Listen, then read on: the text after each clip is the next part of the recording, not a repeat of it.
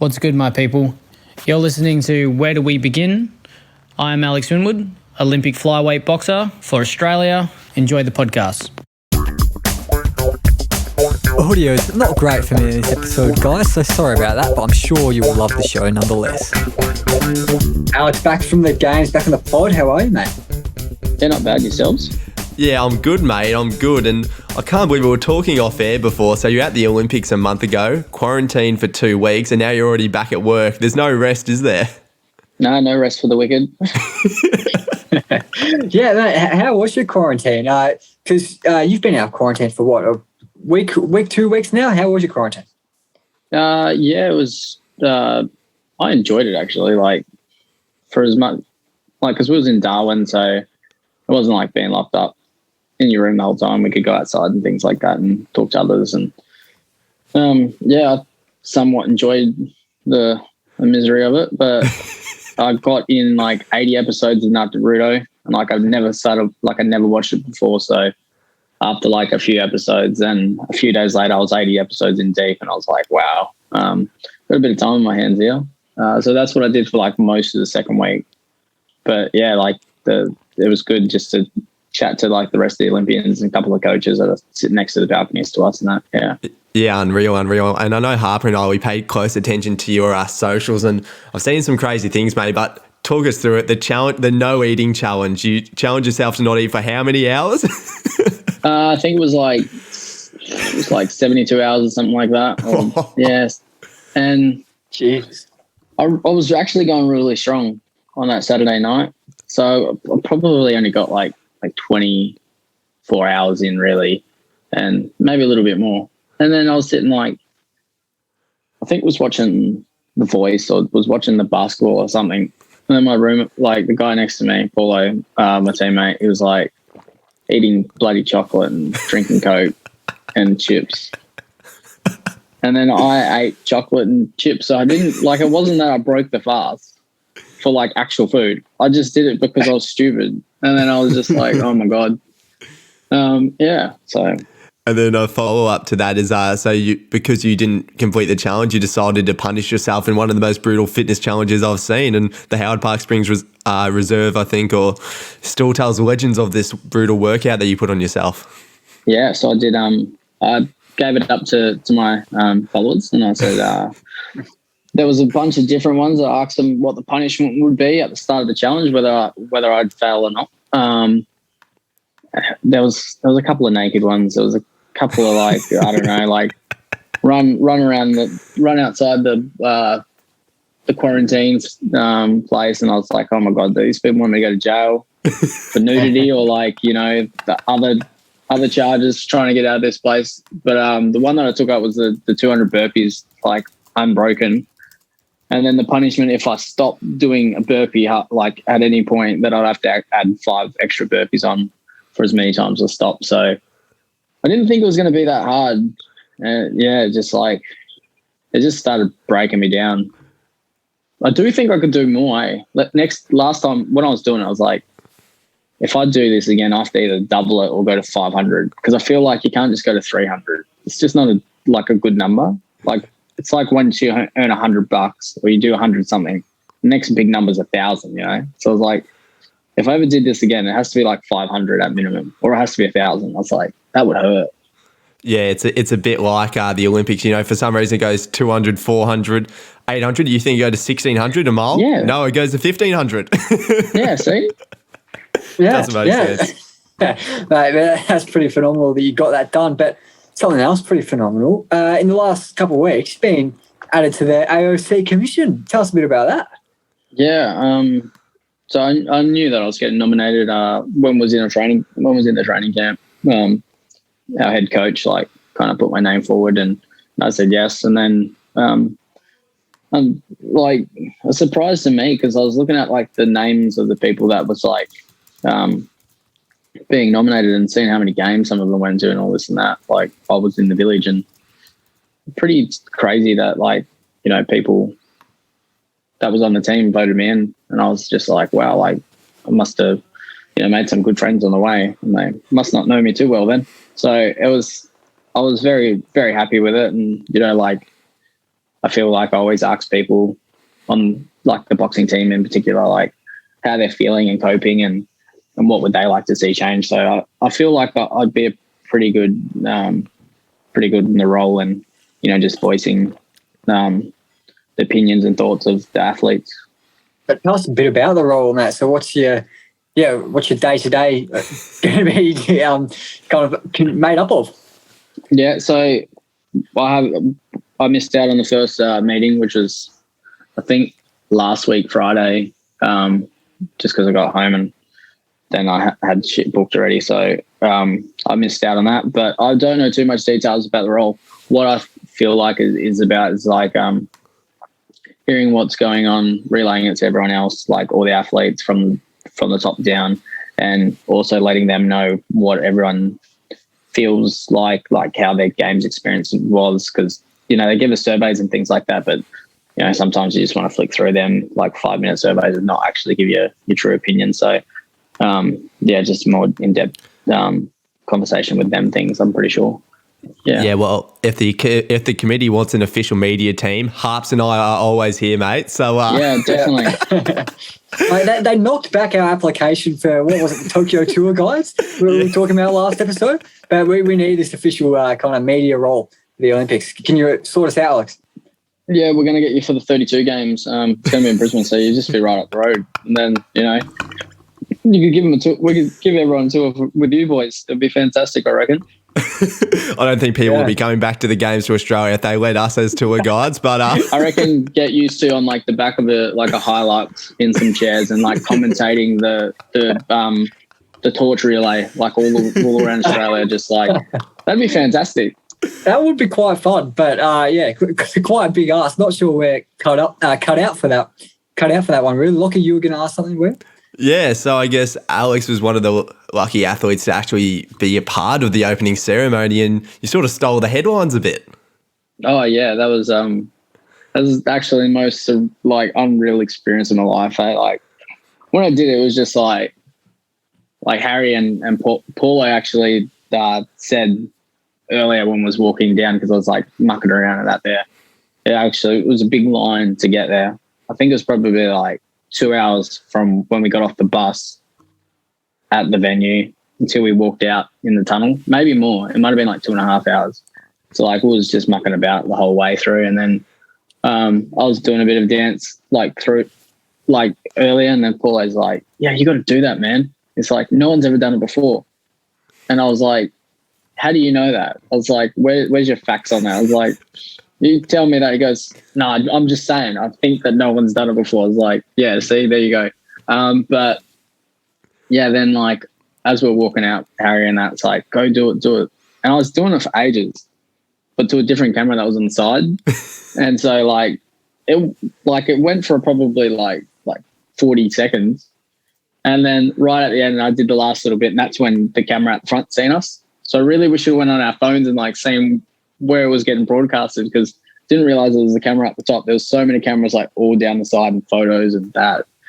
But yeah, man, like when I really did think back to it, like a few weeks later in quarantine, I was like, that's like the craziest story that like I feel like I'll be telling to some school kids or something in like 20 years time. Like, wow, like when I went to the games, I danced my culture in front of the whole world, and like I was like, that's crazy. Like really, when I thought about it.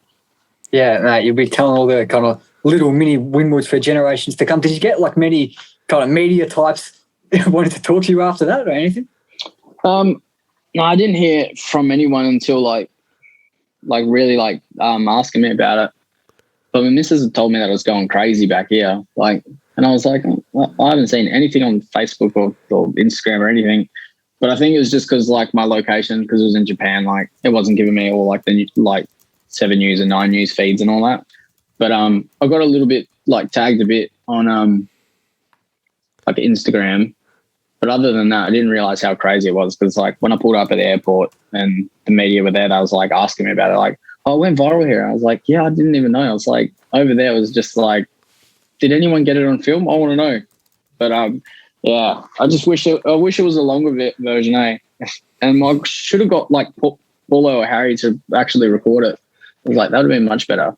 Yeah, just for the listeners, Paulo and Harry, who are that? Paulo's our light heavyweight boxer that represented Australia, and Harry's our bronze medalist, first one in 31 years. So, 31 years? Yeah. Wait, no. Yes. Something like that. Something like that. I'm sure the listeners will fact check us. But yeah, you're probably right, mate. You probably know something like that. Something like that. Something like that. No, 33 years actually. Sorry, because I reckon that Alex, makes much more sense. Alex might be off the that- Christmas card list after that, forgetting his age. Just one more about the opening ceremony, because I think you might have been our only guest out of the 10 that actually got to go. And I know there are a few, or probably hundreds, watching it in the kind of square area in the village. So how did they decide who was going, who wasn't? I don't really know. Like at first, they were saying like there was only going to be a small group and that was going, but like I guess it was kind of like personal preference. I think we had 2 buses and we only filled up like one really, and then like a couple left over. But I think it was like personal preference. A lot of people were like competing the next day or the day after that, and most people just stayed back and put their opening ceremony kit on, just did a little march around our headquarters there. But anyone who really chose to could have came that day. But because we had plenty more seats in the bus, I think we could have fitted maybe another 40. But no team besides USA really sent many people to the opening ceremony. Yeah. So that's awesome. And I guess obviously you were lucky enough to be a part of the Olympic Village, because we actually spoke to another guest the other day and she was actually situated like a couple of hours off site. So can you tell us a little bit about what life was like in the village? As I know, seeing all the Instagrams, the TikToks, which was super popular throughout the Olympics, village life just looked like so much fun. Yeah, it was pretty crazy. It was the best way, like maybe not the best way to describe it, but the way I thought about it when I was like, after a couple of days of being there,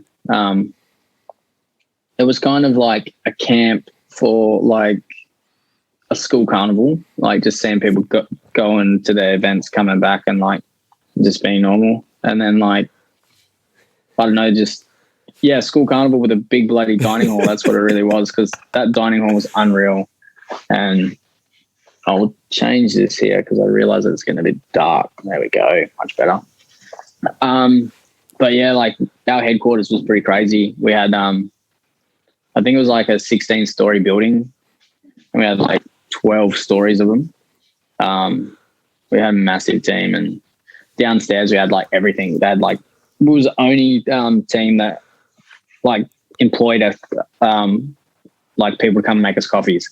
It was fantastic. Everyone else had like just instant coffees in the like in the dining hall and that. But we had like our own baristas them guys, legends.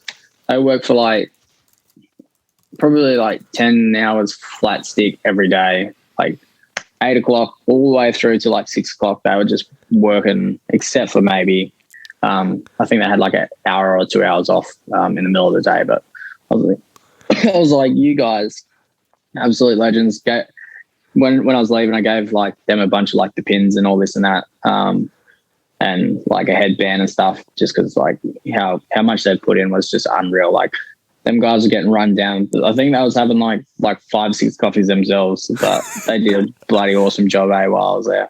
Mate, they have to, mate. Australians, they love their coffees, mate. We're some of the biggest coffee drinkers in the world, and yeah, that's unbelievable. And I'd love to know. So the merch, the dining hall, running into some of the biggest names in sport throughout the world. What was probably the coolest aspect of village life that you just think back, pinch yourself, and just think, just wow? Like, I think it was like what you said. It was just seeing like each athlete that's like at the pinnacle of their sport just walking by you. It's not even a big deal. It's like there was so many like superstar athletes that I was just like, this is crazy. But then like it kind of like dawned on me. I was like they're like the top of their sport, but like I'm also the top of my sport. Even though we don't get the same media coverage, it's like what makes them superstars. It was like that's pretty crazy to think of that. Like that, like we're we're both at the top of our game, and there's only like certain people that are involved at that level. But the only person who mugged me off was Yao Ming, but everyone else was cool. I asked him for a photo and he said no. I was like, oh my God, okay, how do I take this? I was like, all right, fair enough. Do you get to talk to any other like absolute superstars, get any selfies, anything like that? Paul Gasol, he just had a casual chat with us. Who else? Paddy Mills. I saw the photo on Instagram with Paddy. Getting someone there. Yeah, he was just like, we hung out that much that it was just like, it became normal. Like, I was so fanboying out so hard that the first time I seen him, I didn't even say anything. Like, he was getting a coffee and I seen him, I just like walked straight by. Even though I said I wanted to see him, like, it was just like I couldn't. I went, and like, because we all had masks on, you didn't even have to say hello half the time. You just like lift the eyebrows up to like smile. Yeah. And so like I just kind of walked by him. I think they got in like the day before or something. So he was like his first coffee coming downstairs, and I was just like, oh my God. So I walked by him, went up the elevator. I was like, I'm an idiot. Why didn't I just say hello? Went into my room, and then my mate went downstairs. Paulo was downstairs. And he's like, "Oh, Paddy Mills is out here." I was like, "Yeah, I know." I was like, "I just walked by him and I didn't say anything." And he's like, "Come down here." So then I went down. Actually, it was Harry. And then I went downstairs and walked out and introduced myself. And he was so cool and just like had a casual photo with us. And then Harry did too. And a couple of days later, we just like started hanging out, watching like all the sports and that just downstairs. And then we had dinner and stuff and like just chilling out and having normal conversations. It was so chill. He's one of the most genuine humans that I've met. Like, to think that he's a millionaire, I was like, this is crazy. Like, here I am, just a poor little man, just getting by, asking for donations to take me around the world. And this man is just like an absolute superstar. Like, carried Australia on his back in that last game. Like, man, he's so cool. I just can't believe it. Yeah, I can't get over that. Just like casually hanging out with Paddy Mills in Tokyo at the Olympics. That's just got to be like, looking back on it in 50 years or something, that's like stuff of dreams, life highlight kind of thing almost. Yeah, 100%. And like, I met Ash Barty once, and then on the second time, like hung out with her. It was a couple of days before we went home, and she is so cool. Like, she's just like so Australian. It's crazy. I was like, just thinking, you are the most Aussiest person I've met. She's just like, water off a duck's back to her. Like, even though she is who she was, she's like, just didn't care. I was like, you're so cool. You're awesome. Mate, if she wasn't a Richmond supporter, she'd be the perfect person. Yeah, I agree. Yeah, so kind of moving from the village to the games themselves. So how are you reflecting? Like, what is it, 3 weeks since your event? How have you reflected on your performance and kind of, your fights in the boxing? Yeah, so I haven't watched my fight all the way through yet. I got my coach to download it onto a USB because I don't know how he did it. I was trying to like screen record it from the 7+ app, but it won't let you. And then from this other website that was using in Japan, but it wouldn't work once I got to Australia. But I watched a little bit of it while I was in Japan. And I kind of quickly, even thinking back on the fight, I understood where I went wrong. It was still a close fight, and like it could have went either way. I really think about it, but it wasn't. It was just because like I stopped using my tactic that was working in the third round, and that was just ring awareness. I didn't really have that kind of dialed in after not competing for so long, where I needed to be. And I kind of lost focus of that. And yeah, like, even though like my cardio was all good, I wasn't tired. And that was another indicator of like pace. I didn't push the pace where I should have. That's just another, bit of ring rust, not being in there for so long. Knowing when to push and when not to push the pace. But I obviously didn't. I held back too much. I thought, I think I was too much in my head a little bit. But I think the biggest thing was just not having any fights over like 16 months and no sparring really. We got international comp and things like that, like a little bit of international sparring. But yeah, just I think I held too much back. I don't think I was out of my depth. I think I was very much in it, like within the realm of winning the bout. I dropped the first round, and that was just like I was trying to find my tools. And the second round, I felt very confident after that. I was like, okay, I found the pace. I found my range. I'm fairly in control now. I just go out and do it again. And that's where I threw the tactics away. I was on the back foot instead of being on the front foot as I was, and didn't push the pace, even though like I still had the cardio in me. So that's kind of like where it became a lot closer than it should have been, where I already had control of leaving the second round and going into the third, and I gave it back to him, and then he made a close first and third round, where the second round I was very dominant and I could have continued to be. Yeah, I guess being your first Olympic fight, like what was sort of your thought process like entering into it? Like was it the occasion? Like was this the biggest fight that you've ever fought and being, in Olympics, even though it was the initial round? Like I can just imagine that the occasion, and like you said, it had been 16 months since you last fought. It would have been such like the emotions going through you must have really also made it a little bit tough. No, on the day it was a little bit weird. Like I was pretty zoned in, and like this games is pretty weird. Like it was almost like a glorified sparring match because you get there and there's no crowd. There's like some people in the like other competitors or fighters in the crowd, but that's about it. But yeah, I was pretty on song in the dressing room and things like that. My punches are coming out nice, and my nerves were like at a good level. Like I like them to be slightly there, but not overpowering. And that's exactly where they was, and I felt good walking out. But yeah, just like I just think it came down to just not enough competition, and I know that everyone else had to go through it and things like that. But yeah, I think like just for me, I would have found myself a little bit more. Maybe if I got through that fight and got into the second fight, I reckon I would have picked up the tools a bit quicker, and I would have been a bit more on song the second fight rather than the first. Yeah. Yeah, I was going to ask that. It just seems like it's such a brutal sport, boxing in the Olympics, in that you only get one shot at it. It's not like other sports where you get like a round robin. Do you think that it should be looked at in that, like giving fighters a couple of chances before going on to the finals rather than it being knockout from the first competition? Or would that just not work with boxing as a sport?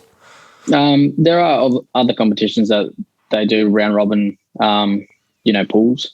And I think that's suited for like other things, but for an Olympic Games, I think that this system works best because I understand it is brutal. It would take away from what it means to fighters, knowing that you don't lose all the way through. Like that's who wins. It's like you can't. Even the guy who gets a silver medal, he's only lost one time. So it's kind of the beauty in the sport. Like, yeah. Yeah, now, bit of a kind of naive question because I don't know anything about boxing other than what you've told me in the last episode and in this episode. And this can be like in general or in this Olympic fight specifically. So when the referee's like holding both of your hands, about to lift one up, announce to everyone who's won, and the announcement's kind of pending, you're waiting to see who's won. What thoughts are kind of swirling around in your head, or is it just kind of pure exhaustion, or are there actual thoughts that you're thinking about? It depends on like how you feel that the match went. There's fights that like you know that you've won it quite clearly, so pretty much you've already processed it. Like within that after the bell went, that you've already processed that you won, and you're like, okay, I'll just go over here, and there's a little bit of like happiness, but there's not a huge amount of excitement. And then there's like very close fights where it's hanging in the balance, and you know it's close. Like at the games, they're telling us the score in the middle of the rounds, what happened in the last round. So, like say for Sky Nicholson's fight, the 57 female that we had, there was like going into the third round, they were pretty much tied. So I think one person out of them, I think it was the other girl, the GB girl, she had one judge like won over. So she had two rounds from the same judge. So, and then, pretty much then that it all depends on that round. And so unless you like punch absolute breaks off them, it becomes really intense, and you're just kind of crossing your fingers and you're praying that you get that draw. That was like me in my qualification bout. I knew that it was like a draw except for one judge. No, actually I didn't, but I thought I thought I did a big round in the last round that I was going to win the whole fight. And then my coaches actually understood that it was a draw and that I needed to win the last round. And I had such a big round. I was like, oh, I've definitely won this. There's no way. And like, you can see the anticipation on my face. And like, there's a lot of little demons going on there. It's like, did I win, did I lose? Like, what's going on? And it's just raw emotion once you find out. Like, for my qualification, it was like pure joy and excitement. And then obviously you got the flip side where Sky was 1 point away from winning a medal, and she just, you can see the pile of cards just get knocked down, and you just become a bit empty in that point in time. Thanks for that insight, mate. 'Cause that really kind of helps with my knowledge of boxing, because there was none before. So it's very interesting. But I want to talk a bit about Harry Garside. You mentioned him before, and he had an amazing Olympics. He was kind of all over the news, all over the media over here. It was huge for him, of course, winning that bronze medal, as you mentioned before. How was he feeling going through the whole thing, and how are you feeling about him? Harry's like one of the most, mentally strong people in any sport that I know, particularly boxing. He's like, mental toughness is second to none. Like, I don't think I've met someone like personally that I've seen has his mental toughness. So, and he does all these other weird things that, like, he's kind of willed it into existence, and I witnessed it like throughout the whole preparation and even years before, and how he conducts himself. But like he said, he had a funny fight in his first fight. It was just like he was trying to find his tools and blow out the cobwebs and just kind of like get back into it, because he hadn't fought since the same day that I fought in my last fight, which was like 16 months beforehand. And as he progressed, he just kind of like started to find his rhythm, and he boxed very well all the way into his semi-final, which I think, like, in that first round, he boxed surprisingly well. Like, that guy is probably not only the best amateur in the world at the moment, but probably one of the best fighters in the world. That guy's just got gears on gears, and Harry mixed it with the best of them, and it was a phenomenal campaign by Harry, and it's exactly what amateur boxing and boxing in general needed in Australia to hopefully inspire the next generation. Yeah, well, we're obviously incredibly proud of Harry, but we're also incredibly proud of you. And yeah, absolutely. And I guess you're an Olympian now. You've been to an Olympic Games. Like, how does it feel that since you've come back? I mean, what does it mean to be like? Obviously, you'd qualify for the last couple months, but now you're an Olympian. And has it changed? Yeah. Does it feel weird since coming back that you've achieved something that a lot of people in their life never will get the chance to? Yeah, it's like right now it's a little bit funny, because it's obviously the emotion of not achieving what I wanted to achieve, but trying my best to appreciate what I have done. And I'm going through a little bit of like a life adjustment at the moment, where it's like, for so long I trained for that, and for like the last 5 months I was only training for that, and now I'm back at work, and like boxing's kind of like on the back burner, but it's like a thing that's heavily on my mind. So there's a mixed bag of emotions, and I just know that everything's pretty normal. Like, whatever emotion comes is like, that's natural, and that I just need to accept it as it comes. But it's, once I got home and I went to my old high school actually, and seen some of my teachers and that, they're just like kind of made me feel very appreciative. Like when I came up there, it's like, it was really good to see you, blah, blah, blah. Like, congratulated me and things like that. That kind of felt some of the void that I've been feeling in the last few weeks. So it was just unreal to see the love from everyone, and knowing that even though if you don't have the best Olympic campaign, that everyone's still backing you and supporting you. Mate, you still did an absolutely extraordinary effort, and yeah, it was still unbelievable just to get to the games. And I know that on the last podcast when we were talking, you saw that your plans were to go professional after the games, and I'm not 100% sure if you spoke about it, but you weren't completely sure if you're going to go to the 2024 Olympics. Has that sort of changed? Like, what are your plans now? Are you going to go professional? So I've had a brief conversation over the last week since being home about it. COVID's a very difficult situation right now, amateur or pro. So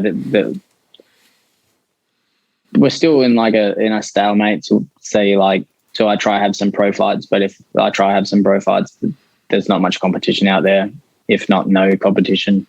In Australia, it's going to be hard to bring people in from overseas. In amateurs, there's no competition. And at the moment, I'm trying to finish my trade, so I'm going to have to go overseas to do that.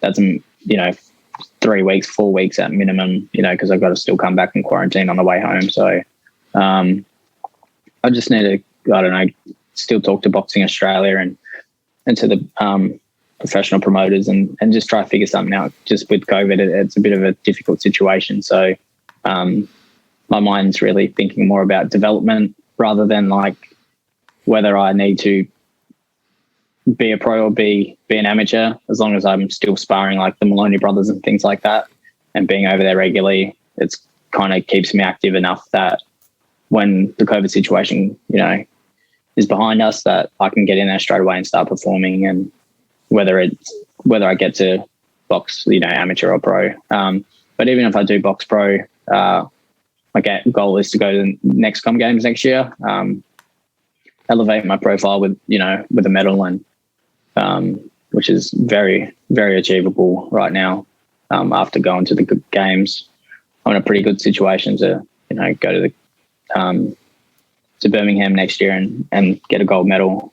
I've sparred a lot of the Commonwealth countries while I was away, so and then depending on if I'm a pro around to the next games, it just depends whether I have like a world title shot at that point, or if like I'm still trying to get there, and then I'd be looking at going to the Olympics. But if I was knocking on a world title and I was either one fight away or whatever, then I'd have to obviously take that rather than go into the games. But yeah, well, yeah, if you did go to the Com Games and sound like it is, that's just going to be super exciting, and a medal.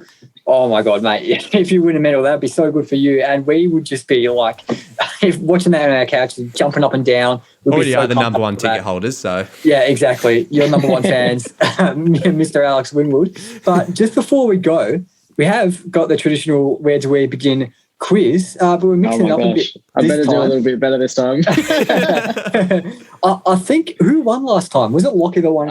I don't think I got a point, and Lockie got all the points. So. Well, I'd say Lockie won then, but Lockie can't win this time because Lockie is hosting it. So over to you, Lockie.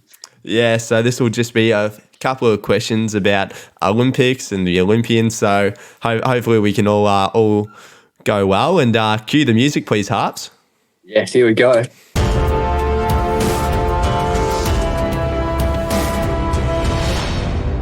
All right, so Alex, your name's a buzzer, as I'm sure you'll remember well, and Harp, same to you. So let's crack in with the first question, shall we? Let's go. All right, so Keegan Palmer, the Australian with the American accent, won gold in the skateboarding park event. Now, this is the closest to the pin question. What was his top score in the final? Alex? 94.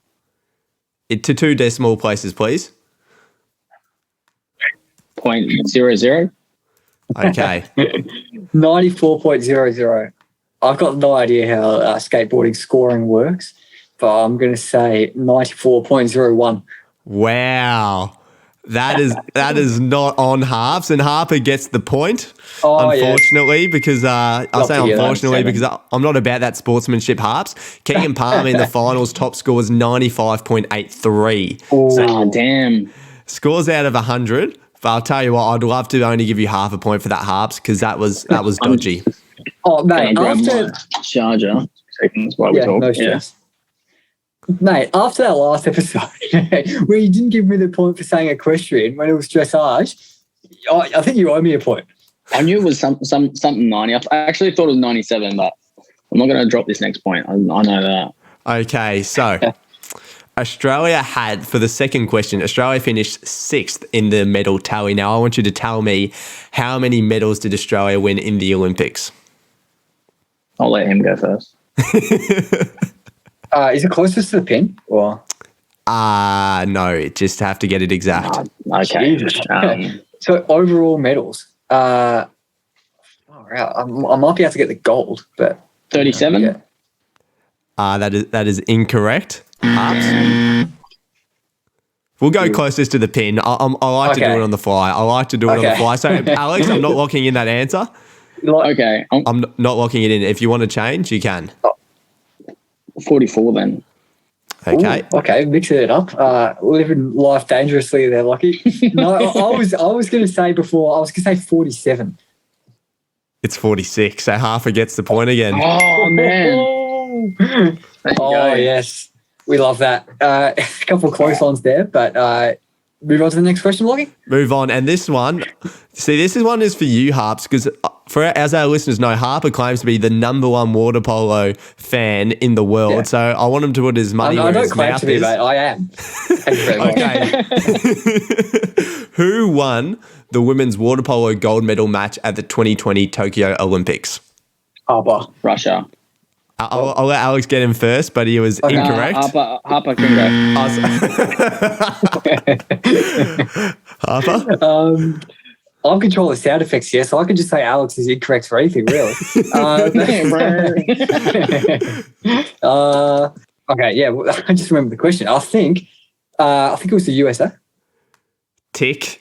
Harper's absolutely correct. Oh, we love that. USA won their third consecutive gold medal at the Games, and the current score is 3-0 to Harper. But look, I know Alex will come home strong. I'm backing him in. I have to. I'm backing him in. I'm a big third round man, you know? Yeah. Yeah. Wins it at a death. Well, it's funny I said that because Alex Winwood did in fact win it at the death, and I won't reveal though whether it was me destroying the evidence of my collapse at the end of that quiz where Alex got the 4-pointer in the Who Am I and I got it wrong and let Alex snatch victory from the jaws of defeat, or whether it was the tech gods just snatching the evidence of Alex's victory away from all of us and all of you. But I have to say, guys, I hate to say this to you, but there's no audio left in this interview. Bit of a bummer, but maybe good for me because it saves you guys, or saves me being laughed at by you guys for that just embarrassing defeat, embarrassing collapse, like I said. Very strange circumstances, these ones, but I hope you enjoyed the show nonetheless. Thank you very, very much to Alex Winwood for coming on for the second time. Congratulations on the win in the quiz, mate. I say it with a bit of a frown on my face because I'm not feeling very happy about losing it, but good on you. Thanks for coming on, mate. Thanks to all our listeners for tuning in yet again. We will see you next week where we have another awesome episode next week. It is a cracker coming up. In the meantime, have yourselves an awesome rest of your day, evening. Have an awesome rest of the week. Thanks so much, guys.